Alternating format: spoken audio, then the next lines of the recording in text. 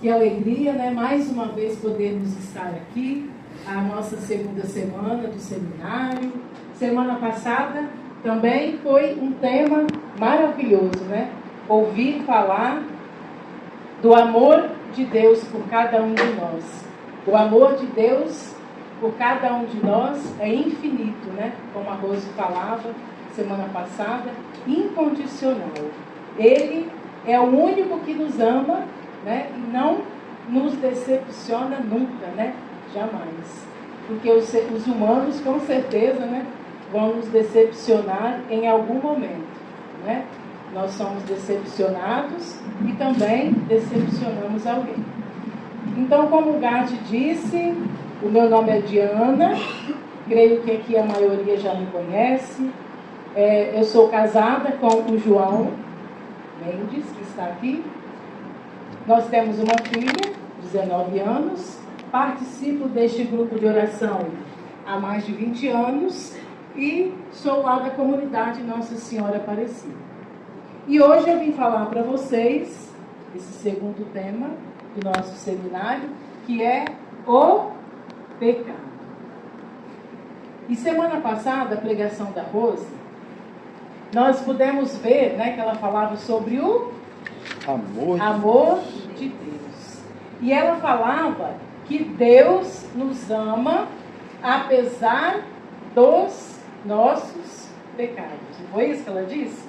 Deus nos ama apesar dos nossos pecados. Mas isso não quer dizer que Deus ama o pecado. Ele ama o pecador, mas ele não ama o pecado. Então, eu poderia ficar aqui, né, a noite toda, falando sobre o pecado, sobre vários tipos de pecado, sobre a gravidade dos pecados, que cada pecado, né, tem um agravante maior do que o outro, né, uma penalidade maior. Mas quem convence é o Espírito Santo. Eu, né, não consigo convencer ninguém dos seus pecados, e nem a mim mesma. Mas quem convence é o Espírito Santo, né? A palavra diz que ele convence a respeito do pecado. Por isso que nós temos que clamar, pedir esse Espírito Santo para que ele nos revele, né? Para que ele nos faça enxergar os nossos pecados. Enxergar aquilo que nós precisamos tirar da nossa vida. A palavra pecado, ela vem do latim peccatum, que significa tropeçar ou dar um passo em falso. Ou seja, quantas vezes que nós tropeçamos, né? Que nós damos esse passo em falso. E muitas vezes, né, a queda é grande. E as feridas também. Nós tropeçamos constantemente, caímos e nos ferimos constantemente por causa dos nossos pecados. E aí eu quero perguntar para você, não precisa responder, mas no silêncio do seu coração, você e Deus, aonde você tem tropeçado? Qual é a sua fraqueza? O que tem feito você dar esse passo em falso? Você caiu. O pecado é a causa de todos os males, né? A igreja nos ensina isso, que o pecado é a causa de todos os males. Esses dias eu estava ouvindo um padre, né? Eu gosto de ouvir fontes seguras, né? Padres, pessoas que a gente pode ter certeza do que eles estão falando, nos ensinando. E como a gente trabalha muito assim na pura libertação, eu gosto de ouvir os padres que são exorcistas, porque é bom para esclarecer as coisas para a gente. Tem o padre Duarte Lara, tem o padre Roberto Bem-vindo, e eu estava escutando o padre Iágaro Domingos, que é um também exorcista, e ele dizia que muitas pessoas procuram, né, o atendimento por pura libertação, procuram o padre exorcista, querendo, né, que seja realizado um exorcismo, quando na verdade a pessoa só está vivendo uma situação de pecado. E aí ele dizia, né, no vídeo, ele dizia que o pecado é a raiz de todos os males. É só a pessoa, né, buscar o sacramento da confissão, que tem mais poder do que um exorcismo, e o problema talvez já é solucionado em boa parte, com certeza, porque você entra sujo e sai limpo. Semana passada tivemos a graça, né, o padre esteve aqui atendendo, ele disse que hoje ele iria atender também, não sei se ele vai descer para fazer atendimento à confissão.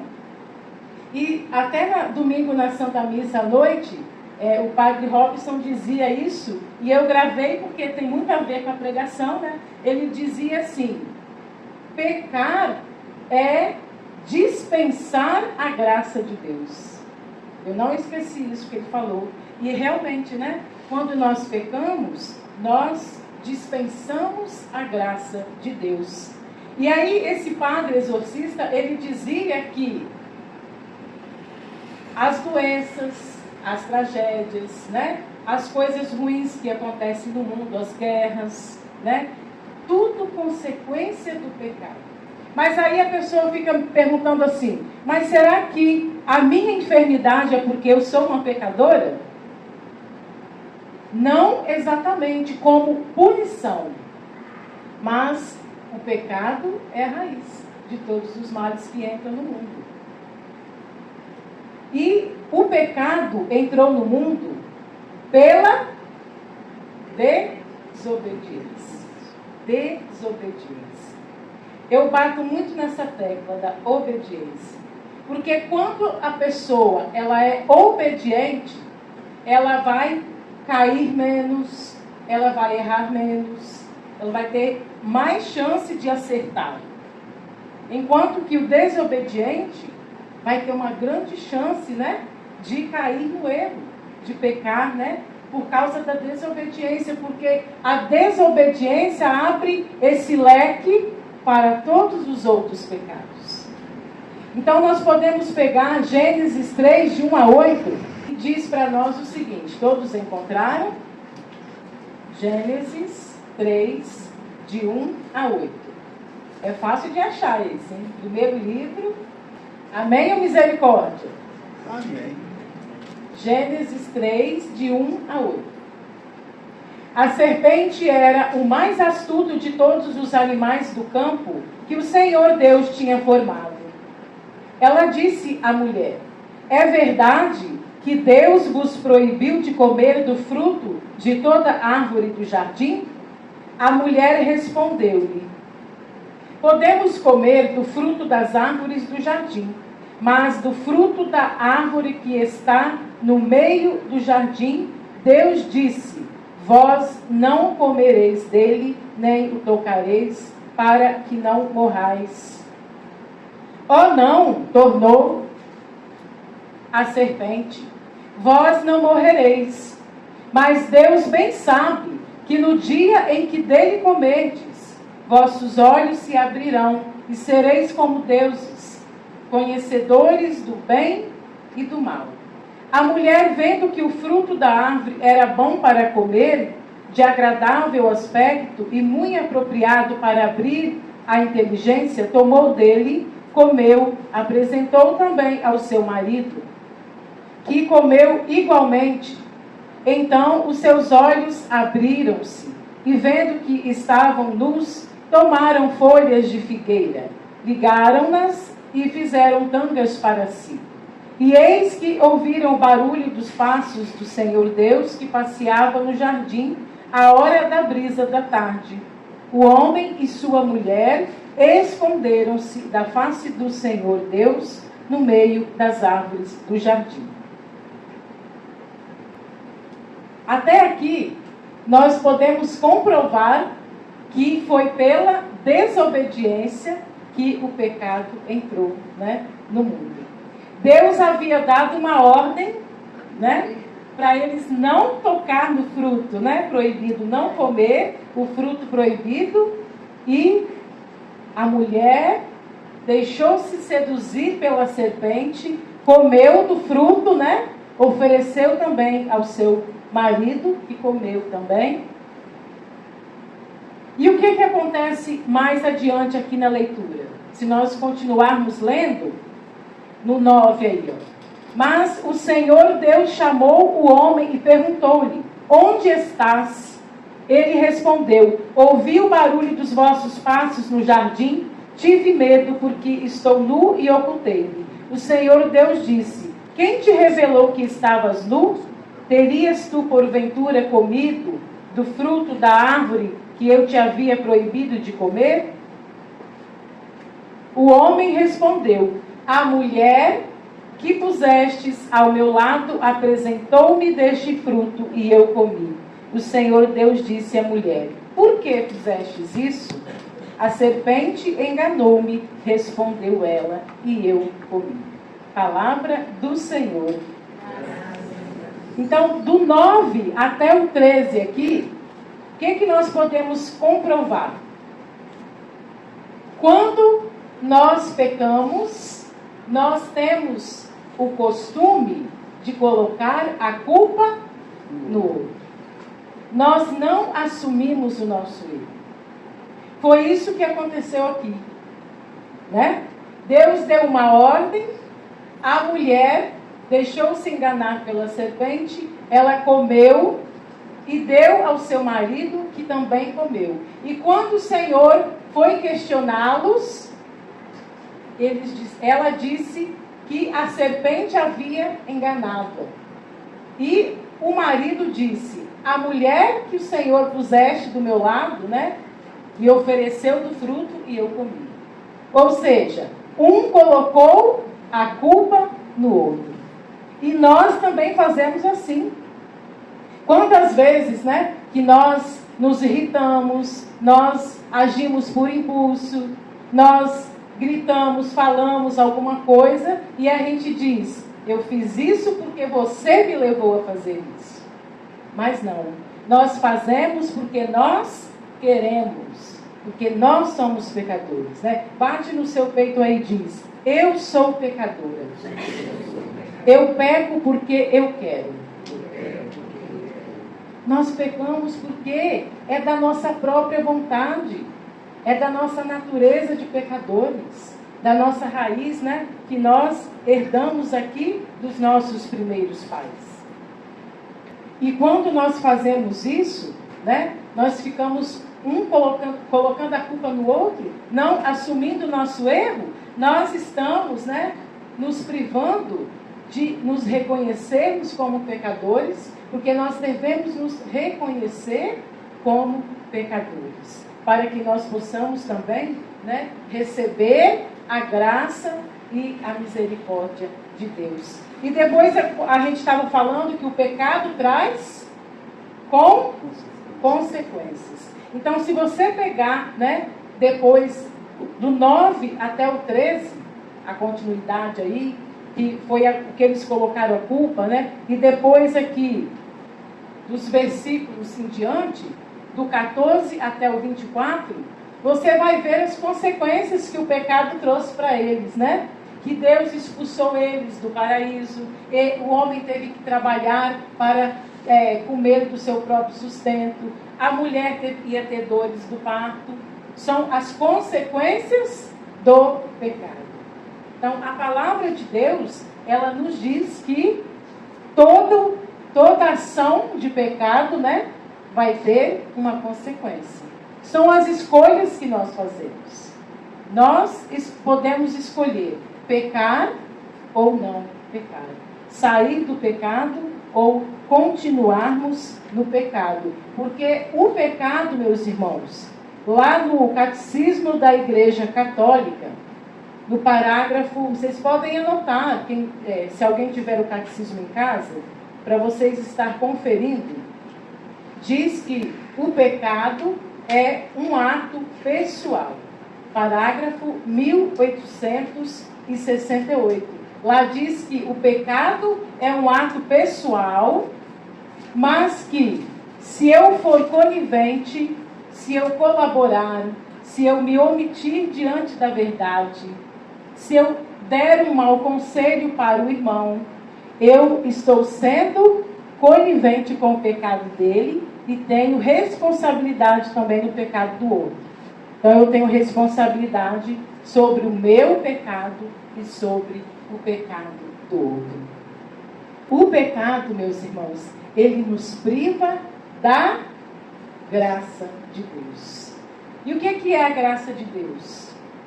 Para nós, é podermos, nos aproximar do banquete do Senhor, da Santa Eucaristia. Gente, eu não consigo, assim, imaginar, ficar longe, da graça de Deus. O pecado, ele nos impede, de nos aproximar da graça de Deus, que é a Eucaristia, que é a graça que nos santifica, que nos cura, que nos liberta. Então, se nós estamos em pecado, mortal, porque tem vários tipos de pecado, e nós nos aproximamos da fila da comunhão, nós estamos comungando a nossa própria condenação. E quantas vezes nós fazemos isso? Nós nos aproximamos da comunhão sem poder. E mais, nós preferimos continuar privados da graça do que deixar aquela situação de pecado e procurar a graça santificante, que é a Eucaristia.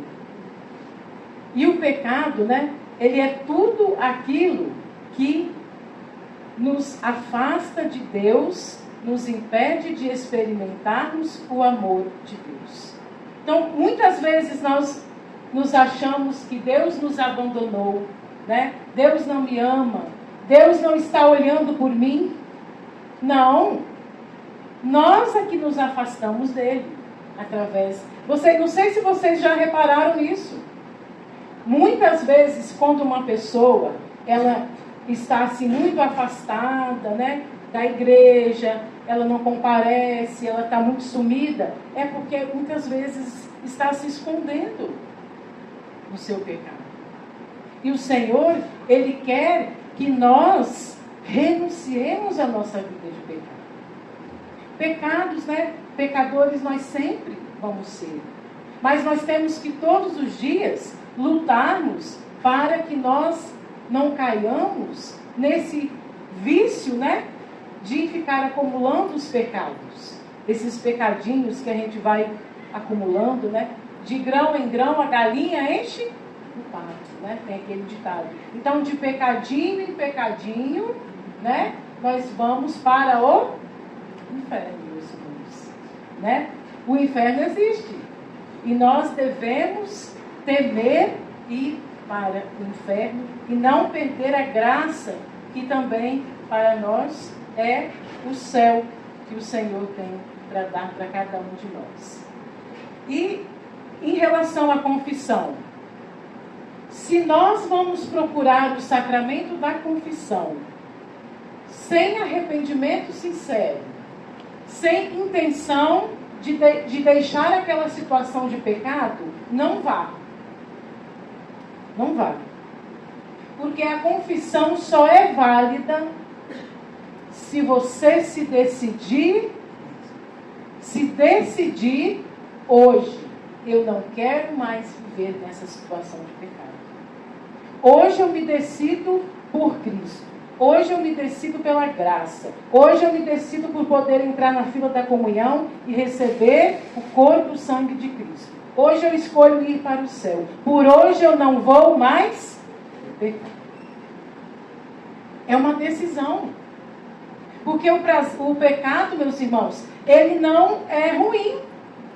Ele tem boa aparência, Ele vai ser bem apresentado para nós. Vai oferecer prazer. Mas só que é tudo passageiro, momentâneo. Enquanto que a graça de Deus é para sempre, A alegria que vem do Senhor é para sempre. E no Catecismo da Igreja Católica, anotem aí para vocês conferir, parágrafo 1849. Vou pegar aqui para vocês verem. Então, quando a gente fala aqui alguma coisa, né, sobre o pecado, né, às vezes pode até falar assim, nossa, radical demais, né? Duro demais. Mas é duro seguir ao Senhor. É duro mesmo, né? Senhor, é duro te seguir, mas é impossível te deixar. Tem algum santo que diz isso, só que eu não estou recordando agora. Então, é tudo baseado no que a igreja diz. Não sou eu que estou dizendo. É a palavra de Deus que diz, né? É o catecismo que diz. Não sou eu que estou dizendo. Aqui, no parágrafo 1849 diz: o pecado é uma falta contra a razão, a verdade, a consciência reta. É uma falta ao amor verdadeiro para com Deus e para com o próximo. Por causa de um apego perverso a certos bens, fere a natureza do homem, ofende a solidariedade humana. Foi definido como uma palavra, um ato ou um desejo contrário à lei eterna. É uma ofensa a Deus. O pecado, né, nos desfigura. Ele tira a nossa dignidade. Ele tira a nossa beleza, né, que Deus nos criou para sermos lindos, né, para sermos amor, para viver por amor e para o amor. E ainda aqui diz, no parágrafo 1852 e 53, que existem vários tipos de pecados. Há uma grande variedade. No 1853 diz: pode-se distinguir os pecados segundo seu objeto, como em todo ato humano, segundo as suas virtudes, às que se opõem por excesso ou por defeito, ou segundo os mandamentos que eles contrariam. Pode-se também classificá-los conforme dizem a respeito de Deus, ao próximo, a si mesmo, podendo ser divididos em pecados espirituais, carnais ou ainda pecados por pensamentos, palavras, atos e omissões. A raiz do pecado está no coração do homem e na sua livre vontade, como eu já disse. É da vontade do homem, é uma escolha que ele faz, né, de ser pecador.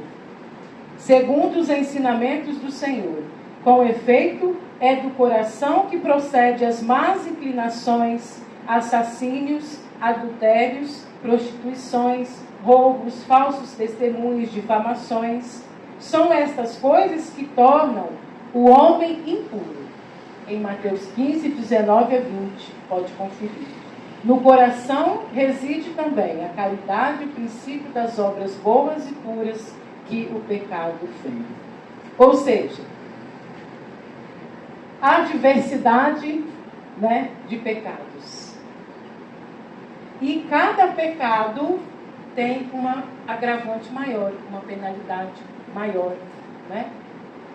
Tem os pecados mortais que nos privam da graça, tem os veniais que são os mais leves, que durante a Santa Missa, no ato penitencial mesmo, nós podemos ser perdoados pelo Senhor, né? E tem os capitais, que são aqueles que a gente vai guardando, né? Vai juntando um pecado aqui, um pecado ali, e vamos acumulando esses pecados. Mas, mesmo sendo todos, né, pecadores, a palavra diz que aonde, né, abundou o pecado, superabundou a graça. Aonde abundou o pecado, superabundou a graça. Porque a graça de Deus é maior. Nós não poderíamos, meus irmãos, ser salvos, né, se não fosse pela graça de Deus, se não fosse pelo amor de Deus, pela misericórdia de Deus. Por nós mesmos, nós não podemos nos salvar, né? Que é a nossa raiz de pecadores. Seria impossível, né, nós não cometermos nenhum pecado. Mas nós não podemos também abusar da misericórdia de Deus. abusar, né? Nos acomodar a Deus me ama, né? Deus é amor e misericórdia, vai me perdoar sempre, vai te perdoar sempre. Mas nós temos que lutar para pecarmos cada vez menos. Cada vez menos. Deixar os nossos pecados de lado. Agora eu gostaria que você fechasse os seus olhos por um instante. Pense aí quantas vezes você tropeçou, você caiu. Nós, né, tropeçamos, caímos. Qual que é a sua fraqueza, né? Aquilo que tem te levado a pecar mais. Pela língua, pensamentos, as palavras, as más intenções, desejo de vingança, talvez as fofocas, as intrigas, pornografia, os vícios. Quais são os pecados que nós precisamos hoje renunciar diante do Senhor? Ele é amor, Ele é misericórdia, Ele é graça, né? Ele é aquele que está pronto para nos perdoar, pronto para nos abraçar. Imagine agora como se um jardim, né? Muito lindo esse jardim que Deus criou aí, colocou o homem e a mulher. Imagine você no meio desse jardim. Ali tem tudo, né? Tem tudo do bom e do melhor que o Senhor fez. E de repente, né? Por orgulho, por soberba, por desobediência, você escolheu sair desse paraíso, desse jardim. Essa flor, né, tão linda que o Senhor nos criou, ela vai se despetalando, né? Ela vai perdendo a sua beleza, a sua essência. Nós vimos que por um só homem, como diz em Romanos 5,12, por um só homem entrou o pecado no mundo. Mas também, por um só homem entra a salvação. Em Romanos 5, 20 e 21 diz: onde abundou o pecado, superabundou a graça. Eu quero dizer para você, meu irmão, minha irmã, não importa o que você fez até antes de vir para cá. O que importa é se você está voltando para o Senhor. O que importa é se você está se decidindo para o Senhor. O Senhor, quando eu preparava essa pregação, Ele me dizia: os meus filhos estão lutando para permanecer no meu caminho. O Senhor me dizia isso, porque não é fácil permanecer no caminho do Senhor. São as tentações do mundo, os prazeres. E hoje o Senhor, Ele quer devolver para nós toda essa dignidade que o pecado tira de nós. Você que tem tempo que não faz uma confissão, procure o sacramento da confissão. Mas procure com a intenção de realmente não voltar mais nessa situação de pecado. E sinta agora o Senhor abraçando você. O Senhor te abraçando, o Senhor te trazendo para junto dele, apesar de sermos pecadores. Ele nos ama. E nesta noite, nós estamos entrando com os nossos pecados, com as nossas falhas, nós estamos entrando com os nossos corações sujos, com as nossas vestes sujas, mas o Senhor está devolvendo vestes novas para nós. Está devolvendo um coração novo, uma vida nova, purificada pelo seu amor. E aqui nós temos aqui, a cruz está aqui. A cruz está aqui. E é da cruz que vem a nossa libertação, a nossa cura. Se alguém tiver o desejo de vir aqui na frente, né, diante da cruz, e renunciar esse pecado que você está guardando no seu coração, que você ainda não confessou, você pode vir aqui agora e renunciar esse pecado.